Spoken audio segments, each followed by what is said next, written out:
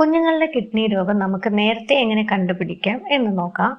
കുഞ്ഞുങ്ങൾക്കുള്ള kidney രോഗം രണ്ട് കാരണങ്ങൾ കൊണ്ടാണ് വരുന്നത്. ഒന്ന് ജന്മനാ ഉള്ള തകരാറുകൾ മൂലവും, രണ്ട് ജനിച്ചതിന് ശേഷമുള്ള തകരാറുകൾ മൂലവുമാണ്.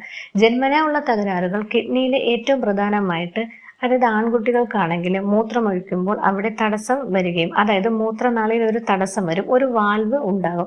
അതുകൊണ്ട് തന്നെ മൂത്രമൊഴിക്കാൻ ബുദ്ധിമുട്ടുണ്ടാകും. ഇതൊരു പ്രധാന കാരണമാണ്. അല്ലെങ്കിൽ മുകളിൽ കിഡ്നിയിൽ നിന്നും മൂത്രം ബ്ലാഡറിലേക്ക് വരുന്ന ചെറിയ നാളിയുണ്ട്.